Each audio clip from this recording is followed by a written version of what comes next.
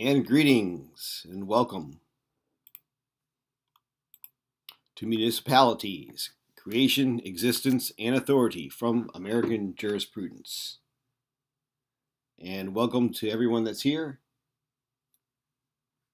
And let's just testing everything here and let's get started. So we'll have at our ready here Black's Law Dictionary. I'm going to zoom in here a bit for us. And this way we'll be ready for any words that come before us that we're not sure, so we make sure we leave no word behind as we move through here, although American jurisprudence is pretty thorough in ensuring any kind of specialized definitions are well addressed. Nevertheless, let's get started here. So let's zoom in on this one as well.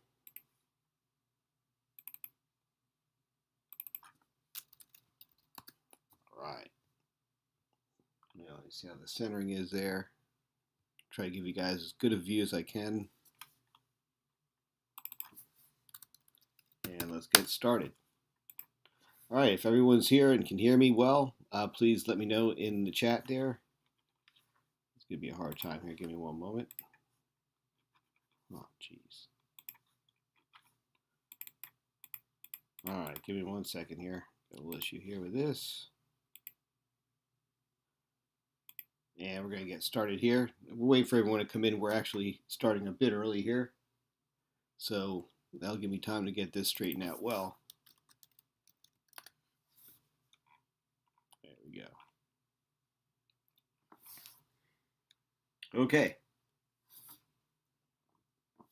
So we get 1 minute to go, and we're going to get started. Again, we're going over municipalities, their creation, their existence, and their authority. And this is from American Jurisprudence, 2nd edition. And we're also going to be going through, this is a May 2023 update. So this is very current.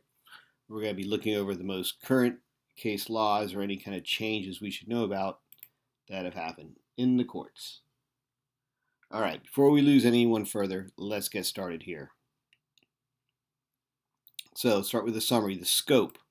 This article discusses the law pertaining to municipal corporations and to counties and other political subdivisions, including their creation, existence, and incidence, changes of their status or territory, state and legislative control and supervision, home rule, their legislative or governing authorities, their officers, agents, employees, departments, boards, and commissions, ordinances, resolutions, and other local legislation, police power, contracts, and property, public improvements, utilities and services, fiscal matters and debt limits, and claims by and against municipalities other than in tort. This article discusses the authority of municipal corporations to participate in federal programs. So this is the federal application we'll see here. So as you see, it's a very wide scope that touches on every area of the law pertaining to municipal corporations. Let's continue. There's a lot of places where these things are treated elsewhere, such as adverse possession, alternative dispute resolution, garnishment, barbers, and cosmologists. Okay, so let's move ahead here. These are addressed in other editions of American Jurisprudence. All right, we're getting on to the general section here. All right, we got them is in there, so I guess everything's working good here. If you guys can hear me clear, please let me know in the chat so I can be aware that everything is coming through in YouTube world and we'll continue here. Section 1, Municipal Corporation, generally. Municipal corporations are subordinate branches of state government established by the legislature for the purpose of administering local affairs. As a political arm of the state,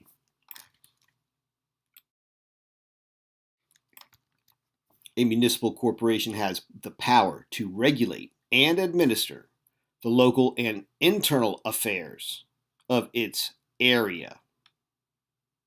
So, as a political arm of the state, it has power to regulate and administer the local and internal affairs. So, regulate and administer powers. A municipal corporation derives its existence from the legislature. A municipal corporation exists both, this is very important here, so take notes, as a body politic and a body corporate. As a body corporate, a municipal corporation may be a person, just as any corporation or other legal entity, although it is not a person for the purpose of constitutional rights. Nice. Since the distinguishing feature is that it is not only a body corporate, but also a body politic. So this is our distinguishing feature of municipal corporations. They're not only a body corporate, not just a corporation, but also a body politic. Statutes using the word corporation have been construed to apply only to private corporations and not to municipal corporations. So statutes using the word corporation have been construed to apply only to private corporations and not to municipal corporations. So we have our clear distinction in this one paragraph. Let's continue. In some states, the term municipal corporation means not merely a city, but refers generally to any local government entity created by the state to fulfill designated functions. Some states, however, restrict the term to such entities as cities or towns. So let's look at these footnotes. We have a lot here on the general section here, so we would want to know what this means here. So we have established by legislature for the purpose of administering local affairs, and that's Louisiana Associate General Contractors versus this parish school board, and that's 1991. And okay, good. A municipality, a local government with authority over a limited area, is a different type of government unit than a statewide agency that is part of the organized government of the state itself. Wow. And that's Orange County Water District versus Alcoa Global Fasteners. Wow. That's in California.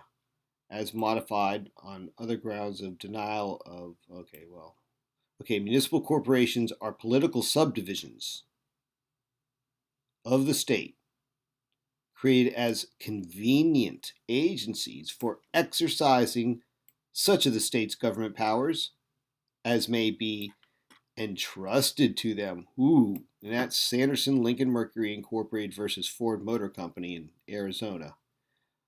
Interesting stuff here. So, municipal corporations are political subdivisions of the state, created as convenient agencies for exercising such of the state's government powers as may be entrusted to them. Great case. It'd be nice to look at this. We'll look at the text on this another time. That's 2003 appellate division here. It looks like Connecticut, and this is Arizona. And it went to Connecticut. Well, that's strange. Not sure what it. We'll find out more about this case because I have all the references here. A municipality is commonly defined as an organized body consisting of the inhabitants. Okay, so these are good words here. A municipality is commonly defined as an organized, so an organized body is something with, it's going to have a clearly defined, delineated organizational structure, and that can always be conveyed through pictorial means such as a block diagram of the organization of how the subdivisions of that body. So let's look how this is. A municipality is commonly defined as an organized body consisting of the inhabitants, not residents, not citizens, not occupants, inhabitants of a designated area, so we're talking geographic, which is a legal entity constituting of a subdivision of the state having delegated powers. That's Central Power and Light Company versus City of San Juan. That's in Texas, Corpus Christi, 1998. So let's look at this here carefully. Commonly defined as an organized body consisting of the inhabitants. Now, if we were to look at a chart, those inhabitants are going to be on the top of this organized body, right? It's consisting of them. Which in an area, right? So it's an organized body, consists of inhabitants of an area, and it's a legal entity constituting of a subdivision of the state having delegated power. So any powers they get is delegated by the state. It is consisting of inhabitants of a designated area, which I would like to see how this works in here, but perhaps that's a requirement for them to exist as a public body, yet they still have no authority over them because all their powers have to be delegated by the state. And remember, all those powers are only those that are entrusted to them, so they must all be constitutional if they are delegated. I want to remind everyone here that this is not to be construed as legal lawful information. This is strictly for entertainment informational purposes entirely, and not to be used for your professional, personal, legal, lawful, or otherwise means. Don't do this at home. All right, let's proceed. All right, so we have some cases here. There are no footnotes here, but we have a statute imposing a tax on persons engaged in certain utility businesses applies to municipal corporations. Whoa! In that city of Chicago, 1937. So it looks like this is a cool case to look up. Something that seems to still be able to express our common law heritage here in America, which is beautiful to see something. Even 1937 is a bit beyond what we like to see, but it very well could be because we are talking about taxes at this point, and anytime we can see the common law being used in this type of situation, I'm all for that. Let's continue. Let's see here. Denied. Judgment modified on other grounds. This is public. All right. All public corporations exercising governmental functions within constitutional limits. A municipal corporation, in the broader sense, includes public corporations created. Remember, we're talking about creations here. Created to implement necessary public services, and is applied to any public municipal corporation employing some function of government. So functional subdivisions of how it's applying to the government. And this is Missouri, 2017. Nice. Let's see here. All right, so we're done with those footnotes. Let's continue here. Now we're on to section 2, which is county generally. And I want to make sure people are here. It looks like I don't have anyone here in the chat. I'm not sure if this is accurate or not. If there are people out there, if you guys could just give me a heads up in the chat and let me know you're there and that I'm still broadcasting. I'm going to check the stream health here too. Give me a moment here, and looks like we're good here. So subdivision, let's do that. Let's define subdivision. So we're going to go over to our trusty Black's Law Dictionary here. And let's see here. Subdivision is going to be way down here. It's probably quicker to get to it than to try to search it, because this is a scanned document. All right. So this is good. We're near the end of S's here, hopefully we get up there. Unlawful picketing. One of the nice things when you have a hard copy of Black's Law or any of these kinds of references is the serendipity of finding new words you never even thought you would existed, let alone didn't know. So let's see here. This is trust. Wow, pages of trust in there. I'll have to look at that some other time. And 3 strikes law. Oh, gosh, tenancy, the possession, occupancy of land under lease, leaseholder's interest. That's tenancy. Interesting. All right, so we can get to subdivision here. I think we just passed it, did we? Shoot. This is my apologies here, guys, because this is a very hard document to search. It's scanned image-wise, and then it has an overlay for searching, but the search is very, it just picks out every word, not just in the titles. Everyone should know about Robert's Rules, parliamentary manual titled Robert's Rules of Order, originally written 1875-76 by Henry M. Robert. The manual went through 3 editions under its original title and 3 more beginning in 1950 under Robert's Rules of Order Revised. Since 1970, it has been titled Robert's Rules of Order Newly Revised. It is the best-selling and most commonly adopted parliamentary manual in the United States. Everyone should have a copy of Robert's Rules of Order. So, that being said, let's keep on to the word we were looking for here.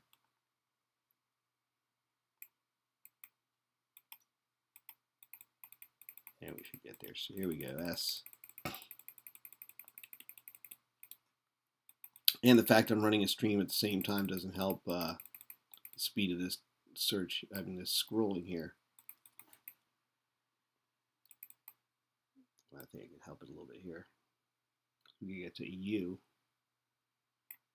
Shoplifting. All right, now we're getting there.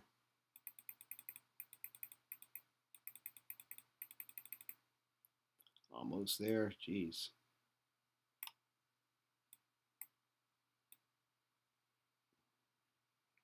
All right, here we go. Whoa. Subdivision, subtenancy, subsurety, substitution. Yeah, there's some good words in here still. We're getting there.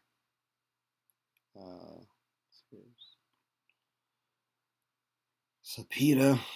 Lord.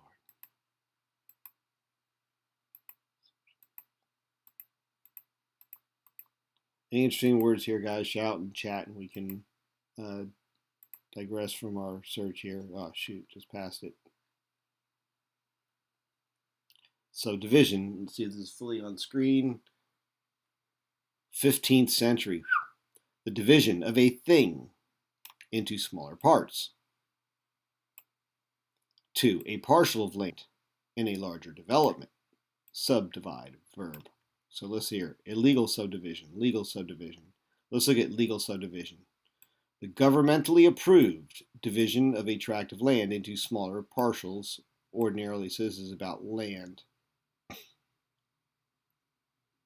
Subdivision extraction. So this is about parcels of land. Subdivision map that shows how a parcel of land. Interesting. So that's it. So we got our subdivisions here as far as it's used in Black's Law, but it comes from a 15th century definition of the division of a thing into smaller parts. So that's our the one we would use if we were speaking with in the terms of FOIA requests. Hey, Press with Raycor, welcome. Glad to see you here. Okay, let's get back to our subject matter. Thanks for hanging with me through that digression. Okay. So as we were saying here that the municipal government, so a county is a political subdivision of the state. So part of a larger thing, right, is a subdivision. And the legal definition division of a thing into smaller parts. Okay, and hang on a second here. There we go. Okay. County is a political subdivision of the state created by the state to fulfill state policy and governmental functions. A county merely acts as an agent of the state, having been created for administrative convenience. It is not a sovereign entity. In accordance with the broad meaning of the word municipal, it has been said that the term municipal government may properly be used in characterizing the government of a county, or that a county is a municipal corporation. Other authorities, however, distinguish between counties and municipal corporations or municipalities. So, depending on your state, that's how they'll distinguish. But the broadest meaning is the term municipal government and may be properly used in characterizing the government of a county, or that a county is a municipal corporation. So, depending on your state, it could be one or the other. Let's continue here, or both, I guess, if your state recognizes counties as municipal corporation. A lot of case laws here. See if we have what states we have here: Nebraska, Colorado, Wyoming, Georgia. So there's lots of states in here to choose from: North Carolina, Connecticut, Kentucky. All right. And I didn't see anything here other than counties are unincorporated. Okay, here, this is a good one here. Counties are unincorporated political subdivisions instead of municipal corporations. Wow. This distinction is further discussed in Section 8, which we should be there soon. All right, so let's continue here. Hey, welcome, El Perro. We're going over municipal corporations, their existence, their powers. All right, so we're on to city now, Section 3, generally. The term city connotes the idea of a considerable aggregation of people living in close proximity. Connotes the idea. So this is kind of, it's not a denotation, but it's a connotation of a considerable aggregation of people living in close proximity. So they're near each other.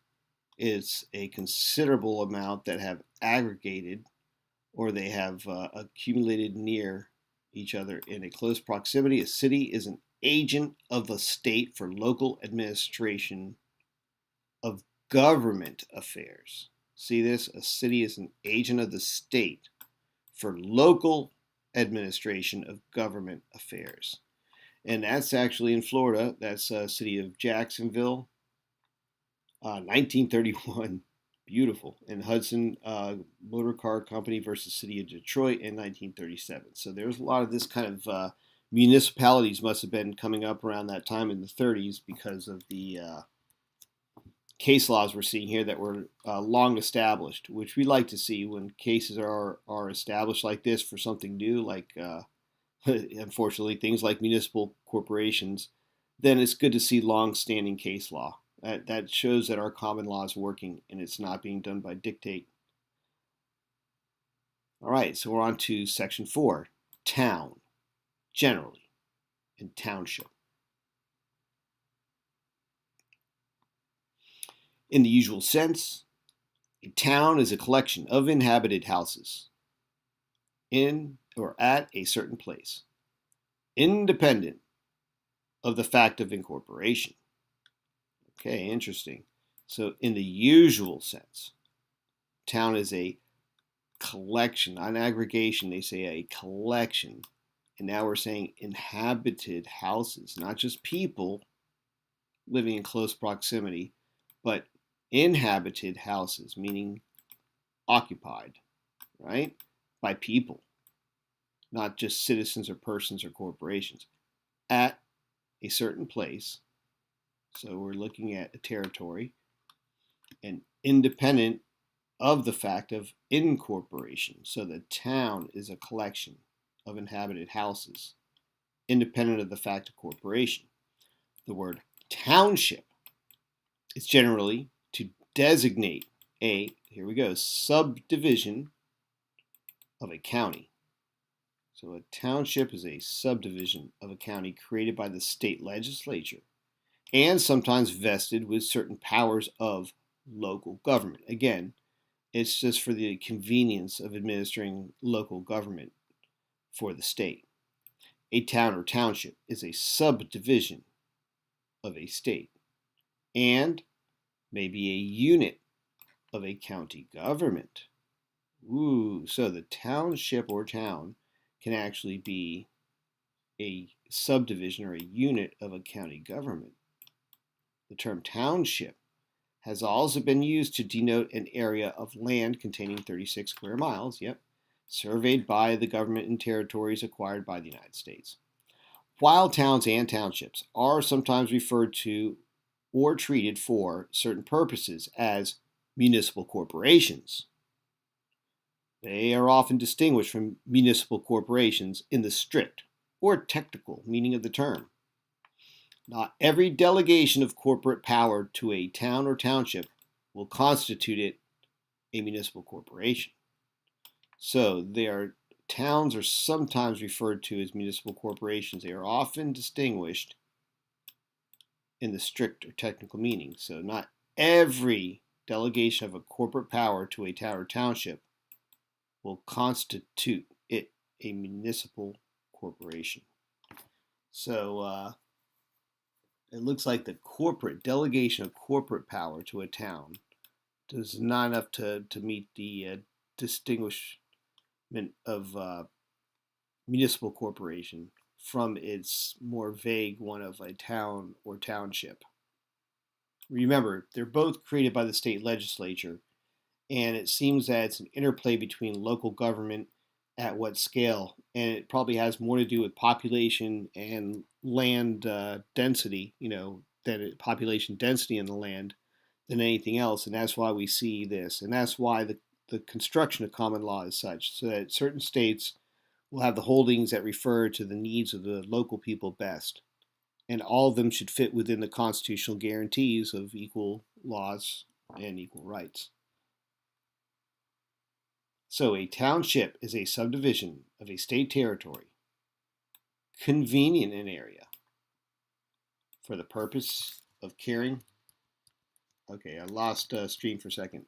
A township is a subdivision of state territory, convenient in area, for the purpose of carrying into effect limited powers, governmental in their nature.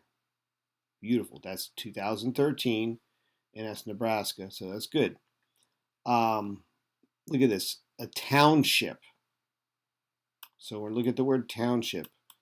Subdivision of a state territory is convenient for the purposes of carrying limited governmental powers, right? And then we have some other references there. All right, if you guys are still there, please hit the like or leave a comment so I know you're all there. I was just having a little hiccup in the stream I saw on the stream health, so I just want to make sure everything is still broadcasting strong. Let's continue here. Village, generally, Section 5. In states with statutes for the incorporation of villages, the term village is generally construed to mean an incorporated village. Such a village is a municipal corporation. Take notes. Village is generally construed to mean incorporated village. Such village is a municipal corporation. Pretty brief, pretty straight. Number 2, that's Idaho, 1926, has been challenged. Before then, we have the term village is construed to mean incorporated village since 1908. I think we're having an issue with understanding this very clear definition. All right. Thank you, Matrix Transparency.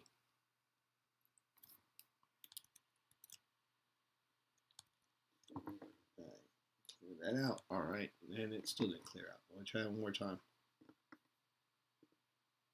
All right. There we go. Now we're good. Okay, so pretty straightforward there. Let's go on to the next section.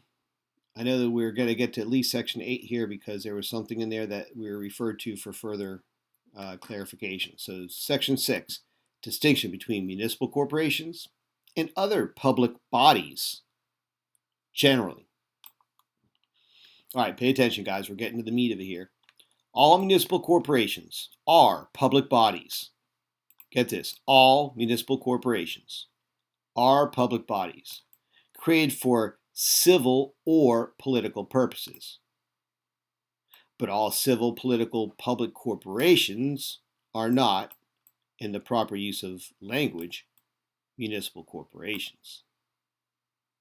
While the term municipal corporation is sometimes used in its broader meaning to include such public bodies as the state and each of the governmental subdivisions of the state, such as counties, parishes, or townships, it ordinarily applies only to cities, villages, and towns that are organized as full-fledged public corporations. The power of local government is said to be the distinctive purpose and distinguishing feature of municipal corporations proper. So let's look at this deeply here. A lot of stuff from Michigan, it looks like here, 1952, 59. All municipal corporations are public bodies. This is significant here to pay attention to. And they were created, because remember we're focusing here on this live stream on the creation too. They're created for civil or political purposes. Okay, so but all civil, political, and corporations are not, in proper use of the language, municipal corporations. So we have a little bit of a discrepancy here. Hang on a second. Oh, Lord. Are we still online? Oops. Bear with me a second, guys.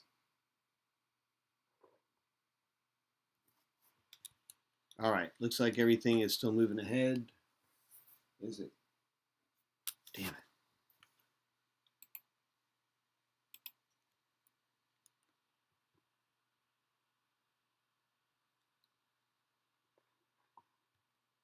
All right, looks like we're back.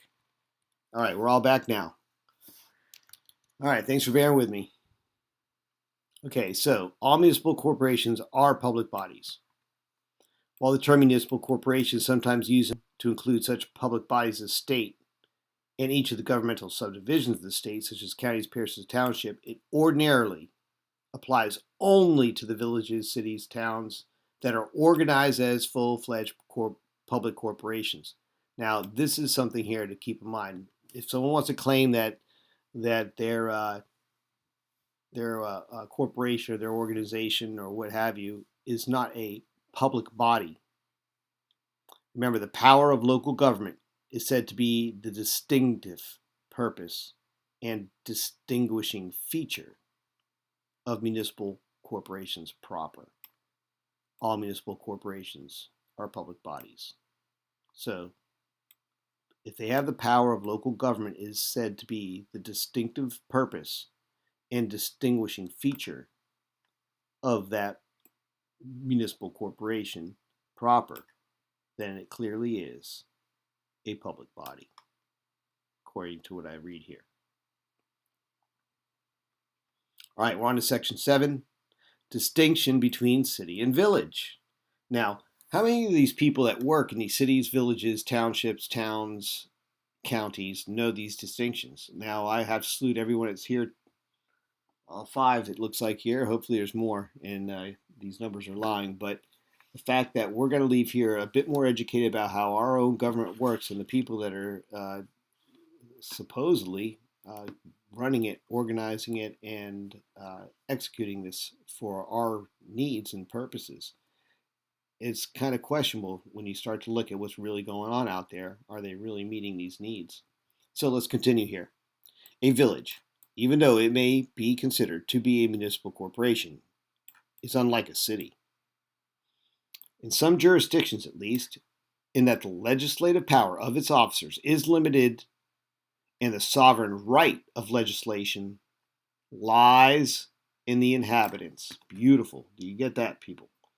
In the inhabitants, thus resembling a town where legislation may be initiated by a certain number of taxpayers. Now, legislation may be initiated by a certain number of taxpayers. However, remember the sovereign right of legislation lies in the inhabitants. So it may, depending on the structure there, and then remember, certain number and legislation. And legislation has to be limited by the nature of a village in the first place. Let's continue. And where's our references here? Okay, Section 5, which we went over Section 5. And this is 1923, New York State. So long-standing case law. And here we are, finally. Section 8. The distinction between municipal corporations and counties, towns, and townships, and similar political subdivisions. Right, so this is a good part here, and it looks very brief, which I love the succinct ones in American jurisprudence, where we can get very difficult topics explained in a brief, concise, succinct manner. Counties, townships, towns, and some other political subdivisions of the state are not strictly municipal corporations, but are public quasi-corporations, sometimes defined as involuntary political or civil subdivisions of the state, created by general laws to aid in the administration of government, not regulation of the people, but administration of government. It has also been said that a county is a quasi-municipality rather than a municipality. The main distinction between a municipality and a county is that while a municipality is created on request or with the consent of its inhabitants, again, I love this word, a county is created by the state without regard to local wishes and solely to serve as a body politic. So, let's see if we need to digest this one a little bit deeper because it is, a second here. Are we still broadcasting, people? If you can, just give me a heads up in the chat so I know that that we're still broadcasting here. It seems like everything's good on my end. But I want to be clear here that counties, towns, townships, and some other political subdivisions are not strictly municipal corporations, but are public quasi-corporations. So this is a whole nother entity here, it seems. And they're sometimes defined as involuntary political or civil subdivisions. Involuntary subdivisions. Involuntary subdivisions of the state. Interesting. Created by general laws to aid in the administration of government. And this is, again, from this, what happened here? Oh, Lord. Oh, I want to go to Westlaw. Give me a second, guys.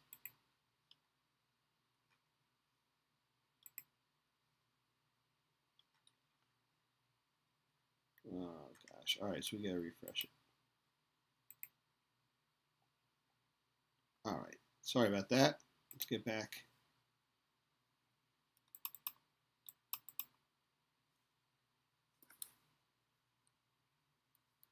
Let's see, recenter good enough here.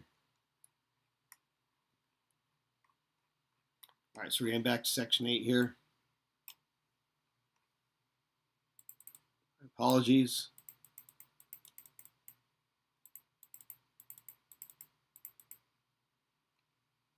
All right. Again, we're here on the May 2023 update, American Jurisprudence.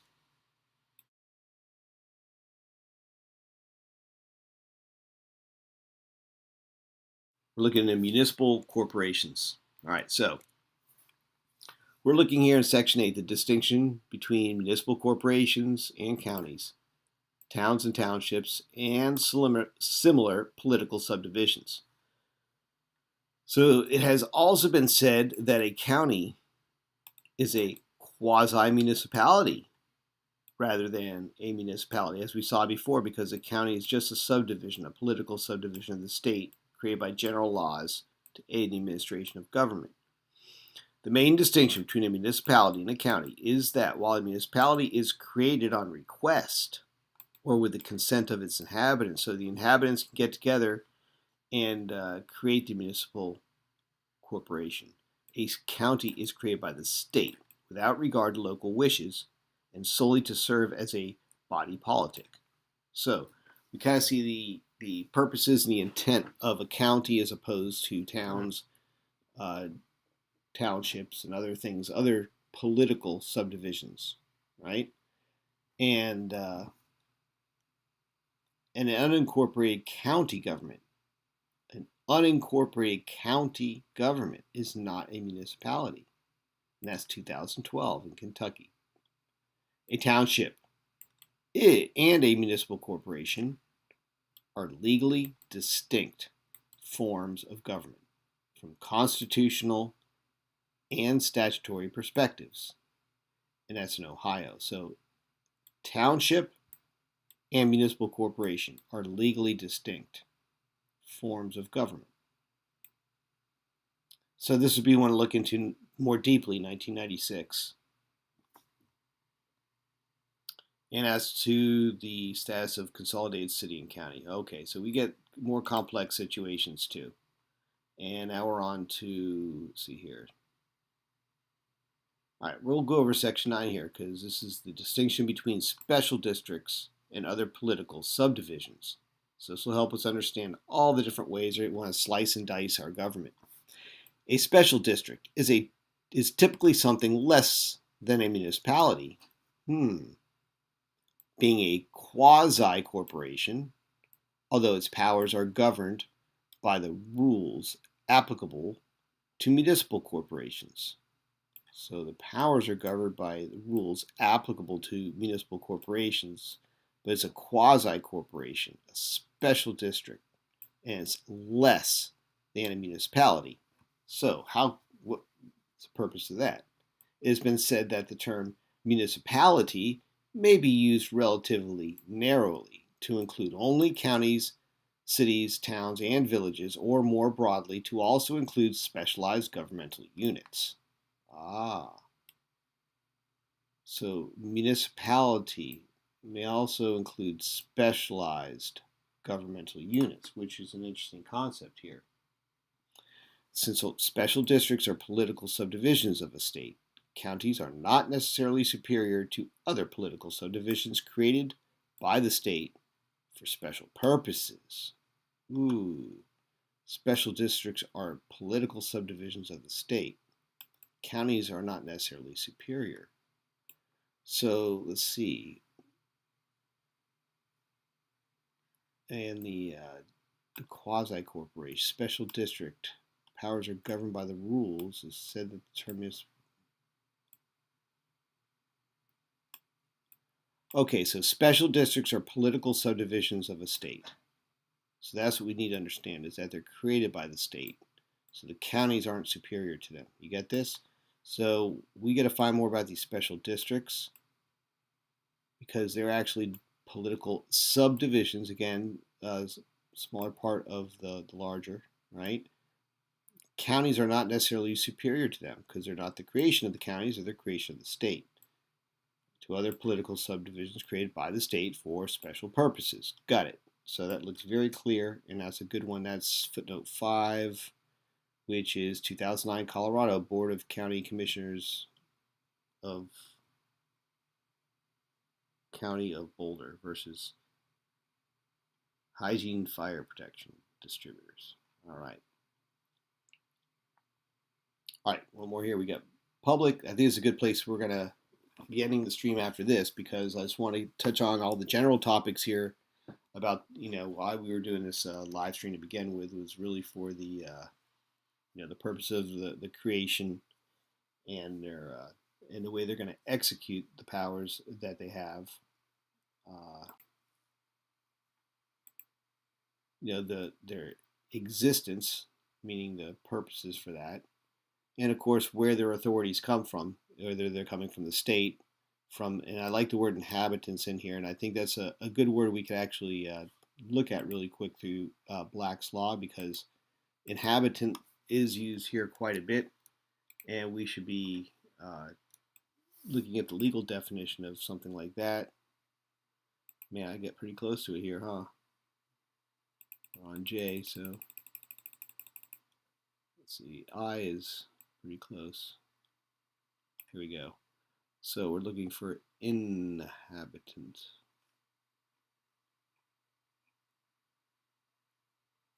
Almost there. All right, this is an easy find here. Looks like we're almost there.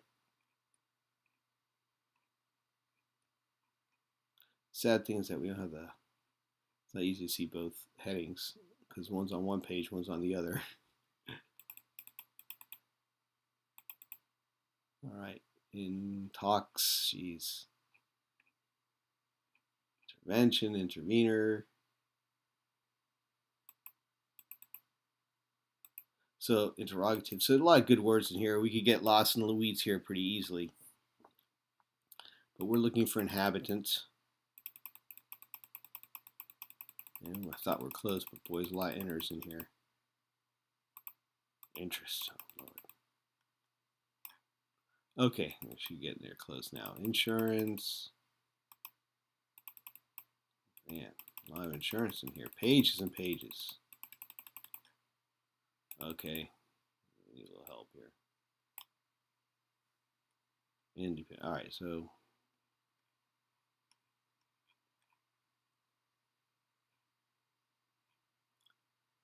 thanks for staying with me here, guys. Christopher, thank you for coming in.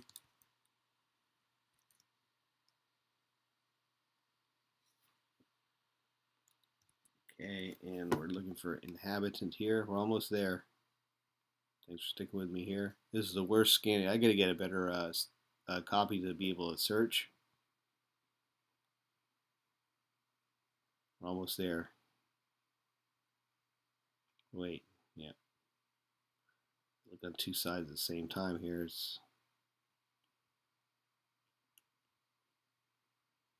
Jeez. All right.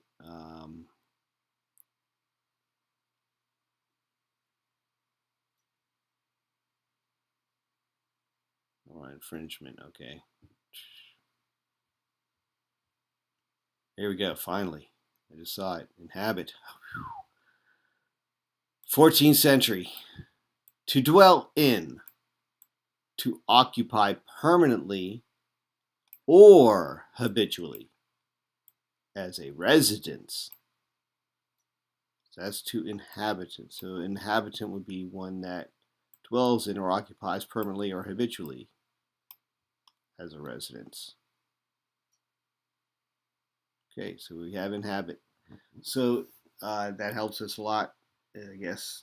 Pretty much it's very clear, 14th century, the verb to inhabit. So inhabitant is one who inhabits. Let's move along. All right, back to the book. Lord, it just went back to that, didn't it? Shit. Give me a second here.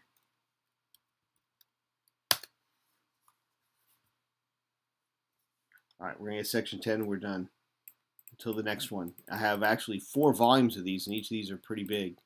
So what I'm going to do is I'm going to go through here and try to find some good sections I think that would be the most interest to the audience, and I'll put a poll in the community section of the ones we want to see, and then I'll just do a live stream going over the winners of that, because it's a lot. I mean, we're just barely scratching the surface of this, and I have 3 more volumes. So let's continue here. Okay, a public corporation. Public corporation is a separate entity from a county, city, or town, and is not a subdivision of the state, nor the alter ego or agent of the county or the municipality in which it's organized. So think about this: Esquires for hire. Their firm, their professional association, their PA is a public corporation, right? Or I'm sorry, a private corporation. So it's definitely not any of these. And even a public corporation is a separate entity. While municipal corporations are public corporations, as are corporations supported, owned, and controlled by the state or federal government for the purpose of care of sick or disabled persons. The latter kinds of corporations are not municipal corporations. So, interesting. Corporations supported, owned, and controlled by the state. The latter kinds. Okay.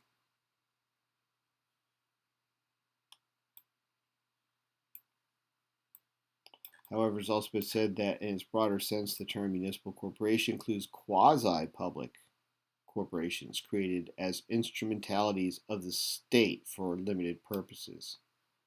So municipal corporation could include the quasi-public corporations created as instrumentalities of the state for limited purposes. And that's Washington, 1998. So this is getting in here pretty thick.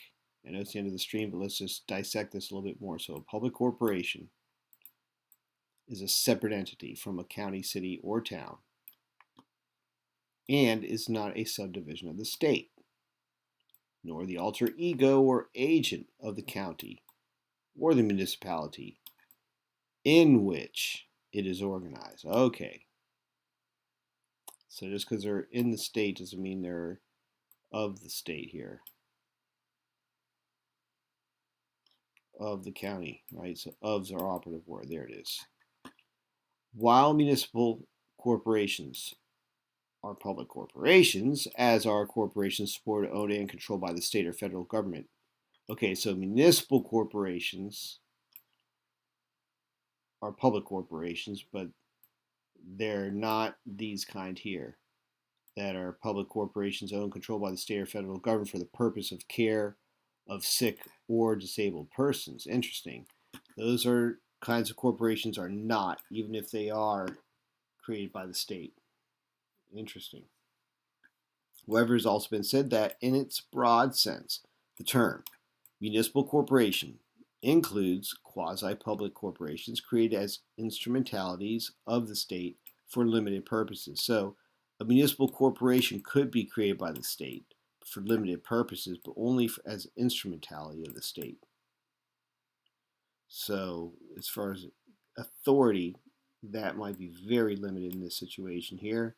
And again, when you're talking about things like care of the sick or disabled, you know, your local government probably didn't have the resources to deal with that. So that's where you would have these quasi-public corporations. I kind of see where this is starting to fit together, but that's my speculation here on what we just read, which is my first reading of this as well. And we're on to, let's see, what is this here? Coming up next, for the next session, we'll be on to section 11, which is duties and liabilities of political subdivisions generally. So this looks like some juicy stuff for the next one, and we'll have that queued up. So if everyone really enjoyed this stream here and you want to see more on this topic, I'll know only by the number of views and the number of likes and thumbs up and comments we get. So if you could just do that if you'd like to see this particular topic. Otherwise, I've got tons of other American jurisprudence and other things to go over that will be of interest. So please just keep that in mind.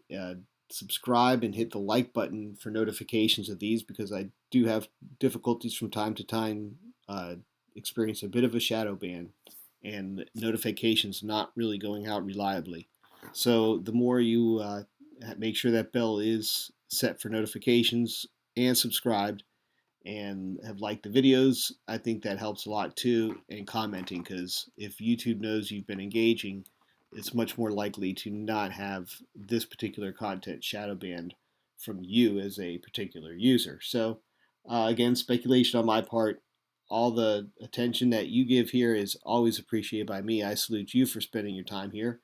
Again, this is something where we're all actively participating in being vigilant for our freedoms and liberties that those before us bestowed for us to use and to exercise, or else we're going to lose them. So the more that people are aware of this, and the more people that can engage in defending them, the more we can defend our common law principles, our common law roots, and liberty and justice for all.